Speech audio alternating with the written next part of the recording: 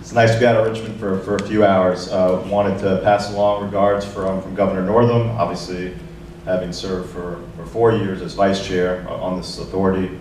He's very familiar with what's going on here and grateful for the work, Glenn, that you and Congressman Moran, that the authority's doing. A couple quick notes. One, had a chance this week to talk with Senator Locke. The governor visited with her 2 weeks ago. I think folks are probably aware she was in a car accident and is on the mend. But I would definitely keep her, in your thoughts and prayers. She was not able to attend a veto session, and obviously is not with us today. But we caught up a little bit on Fort Monroe and other topics this week, and she's doing well. So please keep her in your thoughts.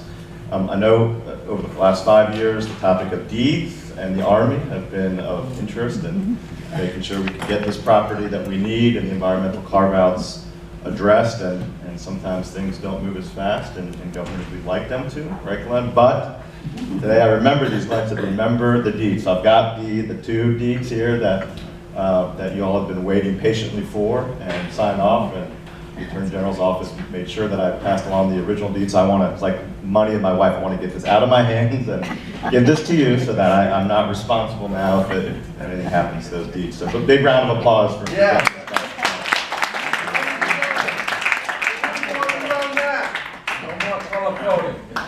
We're responsible for all of it. Careful what you wish for. So,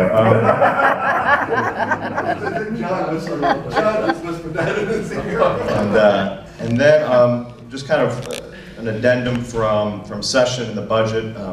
A priority, I know you've discussed this already, but wanted to give a shout out to the 1619 group and Bill Wiggins and a lot of the stakeholders. For the last several years, there's been a discussion and I think a priority of stakeholders to be able to have monies available to do a proper, competition for a piece of public art commemoration here in 2019. And the General Assembly agreed with that this year and kept in the budget $500,000 for that. I know Glenn has some other money identified to help with the foundation and that process. We've engaged Janet Stark, who runs our Commission for the Arts, who's run some similar projects prior to becoming the executive director, and in August the goal will be to announce the artist for that competition and project, and to engage the community in terms of what the community would like to see here to commemorate obviously the arrival of the first enslaved Africans, and the contraband decision, and this incredible responsibility that we have this year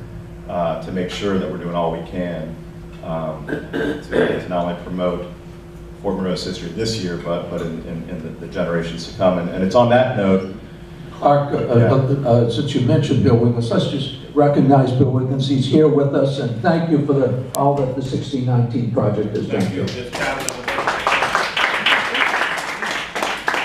Excuse me. And it's on that note, and this has been something that's been discussed and on the radar screen, obviously, at Fort Monroe since this property was bracked and given to the Commonwealth. And I think now with 2019 and with these deeds where they are with the Commonwealth, it's an appropriate time to discuss another element of public art here at Fort Monroe, and that's the Jefferson Davis Arch, which is just a stone's throw away. I bring along a letter from Governor Northam with regards to the arch and how we discuss the history of Jefferson Davis's time here at Fort Monroe. And obviously, I would start by saying we have the Casemate Museum, which is an incredible resource, and feel very strongly that is the proper location to discuss his imprisonment here as a prisoner of war, having served as a president of the Confederacy. There's also, however, an addendum to the Casemate, which is a public park and monument that glorifies the former president of the Confederacy. And the governor has been obviously aware of this, has thought a lot about it, and given that it's 2019 and we're going to put some significant state resources behind honoring what we feel are the contributing features here at Fort Monroe, it would be, it's not compatible to ignore the issue of the Jefferson Davis Arch. I have a letter from the governor that I would like to read, and then certainly as board members, with Josh here, has a pretty good idea of the process that may need to unfold if you decide to take any action. So, and this is addressed to David Stroud, who's the Director of Heritage Assets and the Historic Preservation Officer at Fort Monroe. Let me just mention We have been joined by Dr. Elgersman Lee, so that we have the full board. I wanted the record to show that she was present. Excuse me. So, dear Director Stroud, I'm writing today to initiate the process of removing the Jefferson Davis Arch from Fort Monroe, as well as removing references to Jefferson Davis Memorial Park. I understand this process will require detailed review by your office, along with significant public engagement, and I believe that that is appropriate. However, I feel strongly that a memorial glorifying the President of the Confederacy has no place here, especially given our efforts this year to commemorate the 400th anniversary of enslaved Africans landing at Old Point Comfort. As you know, Fort Monroe will play a central role in the 400th commemoration, culminating the series of events this August. It is critical that the issue of the Jefferson Davis Arch and Park is addressed before those events. These symbols are simply incompatible with the message and understanding we must convey at Fort Monroe this year.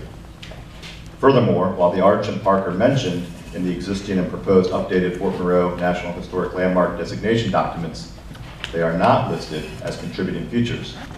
As the designation documents make clear, the arch and park were constructed after the landmark's period of historical significance ended. Far from being original or essential features of the 19th century fort and its military history through World War II, the park was instead dedicated to Davis in 1955, and the arch was erected in 1956, the same year that Virginia shamefully established a policy of massive resistance to school immigration. While it is appropriate to discuss and interpret Jefferson Davis's imprisonment at Fort Monroe, it is not appropriate to glorify it. To use the parlance of the National Historic Preservation Act, the continued presence of the arch, along with the dedication of the park to Davis, has an adverse effect on this historic property. Thank you for consideration of my request and for your service to the Commonwealth. My staff will be in touch in the coming days to discuss moving forward with a swift resolution of this issue using the process established under the November 2011 Memorandum of Understanding. Sincerely, Governor Ralph Northam.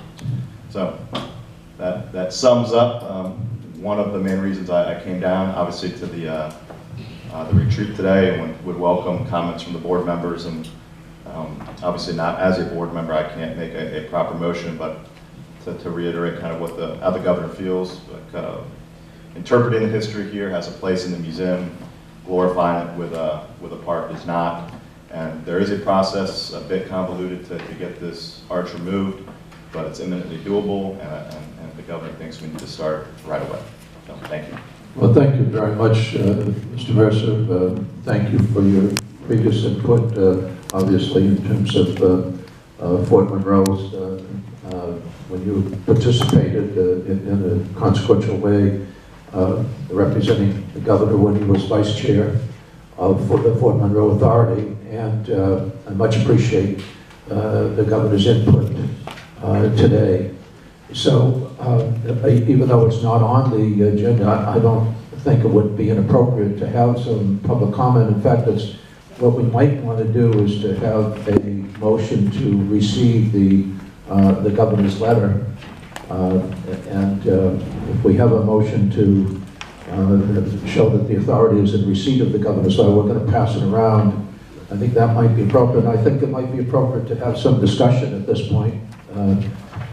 Because this is a consequential vote, is there, we could put a motion on the floor and then have discussion of that motion. Dr. Owens? So moved. There's a motion to show that the authority is in receipt of the governor's letter. Is there a second to that motion? Second. It's seconded by Dr. Elgersman Lee. And at this point, since the motion is on the floor, we would entertain some discussion. Is there any comment? Dr. Ellis?